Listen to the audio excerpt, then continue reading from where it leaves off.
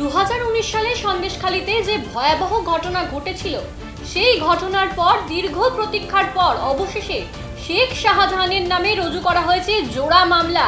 আর সেই মামলা রুজু করেছে কেন্দ্রীয় গোয়েন্দা সংস্থা। অবশেষে নিহতদের পরিবার দেখছে কিছুটা আশার আলো। তাদের চোখে এখন শুধুই ন্যায় বিচার পাওয়ার স্বপ্ন। 2019 সালের 8 জুন সন্দেশখালীর ভাঙ্গিপাড়া এলাকায় ঘটে যাওয়া নৃশংসতার ঘটনায় অবশেষে বিচার প্রক্রিয়ায় নতুন মোড়। ভোটের বিজয় মিছিলের নামে তৃণমূল নেতা শেখ শাহজাহানের অনুগামীরা বিজেপি কর্মীদের বাড়িঘর ভাঙচুর ও লুটপাট চালিয়েছিল। সেই ভয়াবহ ঘটনায় প্রাণ হারায় 2 বিজেপি কর্মী এবং আরেকজন আজও নিখোঁজ। এই ঘটনার পর রাজ্য পুলিশের সিআইডি তদন্তের ভার নিলেও নিহতদের পরিবারের অভিযোগ ছিল যে মূল অভিযুক্ত শেখ শাহজাহান এবং আব্দুল কাদের মোল্লার সহ আরও অনেক তৃণমূল নেতার নাম চার্জশিট থেকে বাদ দেওয়া হয়েছিল এবং প্রকৃত দোষীদের গ্রেফতার করা হয়নি। দীর্ঘ আইনি লড়াইয়ের পর কলকাতা হাইকোর্টে সম্প্রতি এই ঘটনার সিবিআই তদন্তের নির্দেশ দেয়। আদালতের নির্দেশের পর কেন্দ্রীয় তদন্তকারী সংস্থা সিবিআই একটি বিশেষ তদন্তকারী দল গঠন করে তদন্ত শুরু করেছে এবং প্রভাবশালী তৃণমূল নেতা শেখ শাহজাহান এবং ফিরোজ কামাল গাজী ওরফে বাবু মাস্টারের বিরুদ্ধে 2টি পৃথক মামলা রুজু করেছে। এই পদক্ষেপে নিহত দেবদাস মণ্ডলের স্ত্রী সুপ্রিয়া মণ্ডল সহ ক্ষতিগ্রস্ত পরিবারগুলি গভীর স্বস্তি প্রকাশ করেছেন। তারা আশা করছেন এবার নিরপেক্ষ তদন্ত হবে এবং দোষীরা উপযুক্ত শাস্তি পাবে। আমরা আশাবাদী সিবিআইয়ের প্রতি যে সঠিকভাবে তদন্ত করবে। আমাদের খুব ভালো লাগছে।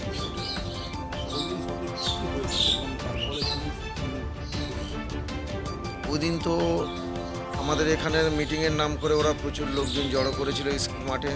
এআই নিয়ে একটা মিটিং করছিল। সেই মিটিং থেকে ওরা দলবল নিয়ে আমাদের বাড়িতে আক্রমণ করে, অবাধে লুটপাট করে। যখন লুটপাট করছে এবং লোকজন থেকে বাড়ির ছেলেদেরকে, পুলিশ থেকে বাড়ির ছেলেদেরকে বার করে দিচ্ছে, দিয়ে তাদেরকে মাঠে পাঠিয়ে সেখানে গিয়ে নৃশংসভাবে তাদেরকে কুপিয়ে গুলি করে খুন করেছিল।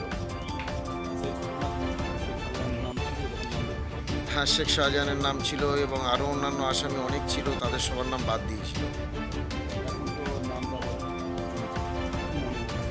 মনে হচ্ছে সঠিকভাবে সিবিআই তদন্ত করবে, তদন্ত করে আমরা বিচার পাবো এই আশা করি। হ্যাঁ, সিবিআইয়ের কাছে একটাই দাবি রাখবো যে আপনারা যারা প্রকৃত দোষী ছিল, শাহজাহান সহ তার সাকরেতরা, তাদের বিরুদ্ধে কঠোরতম শাস্তির ব্যবস্থা করুন। আমরা আশা করব, কারণ আমরা বিচারের আশায় 6টা বছর ধরে অপেক্ষা করছি। আমরা চাই সিবিআই এই নিখোঁজের সঠিক তদন্ত করে অন্তত সে বেঁচে আছে কি মারা গেছে, তার পরিবার, আমার যে বৌমা আছে, ভাই আছে, তাদের পরিবারের কাছে অন্তত জানাক যে সে আদৌ কী অবস্থায় আছে। এটা আমরা জানতে চাই, কারণ যেহেতু আমাদের হিন্দু শাস্ত্রে 12 বছর না হলে শাঁখা খুলতে পারছে না। দেবদাস মণ্ডলের ওয়াইফ এখনও পর্যন্ত হাতে শাঁখাটাও খুলতে পারেনি। যদি সে সত্যিই মারা যায় তাহলে তার একটা সঠিক কিনারা আমাদেরকে দিই, এই আশা করব। দেখুন, 2019-এ লোকসভা ভোটের পর ভালো নেতৃত্ব দিয়ে, প্রদীপদা ভালো দক্ষ সংগঠক ছিলেন বিজেপির, নেতৃত্ব দিয়ে সন্দেশখালী 3 নম্বর মণ্ডলে বিজেপির ভালো রেজাল্ট হয়। তারপরেই হত্যালীলা, শাহজাহান শেখের হত্যালীলা শুরু হয়। চরম হত্যালীলার আমার 3 জন বিজেপি কর্মী শহীদ হয়। সারা ভারতবর্ষের সব টিভি চ্যানেলেই দেখিয়েছিল, কিন্তু মমতা ব্যানার্জির পুলিশ দেখতে পায়নি।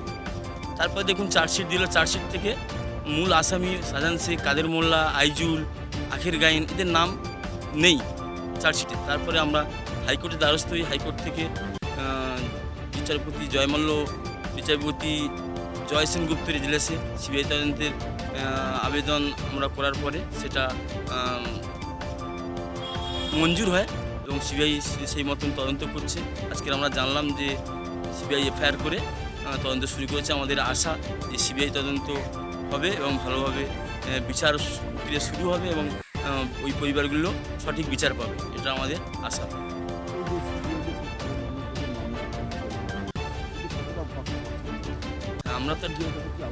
আমরা সিবিআইয়ের কাছে আবেদন করব। দীর্ঘ 5 বছর কেটে গেছে, পুলিশ কোনো বিচার করেনি, রাজ্য সরকারের পুলিশ কোনো বিচার করেনি।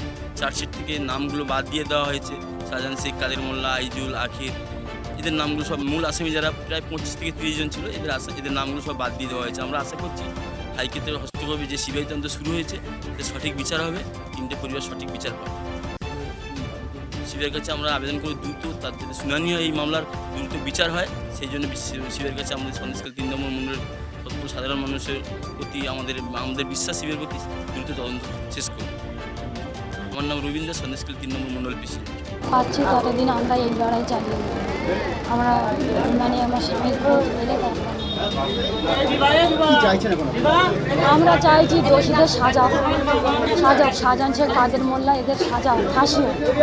এদের ফাঁসি হলে আমার স্বামীদের শান্তি মানে মরে গিয়ে ওরা শান্তি পাবে না।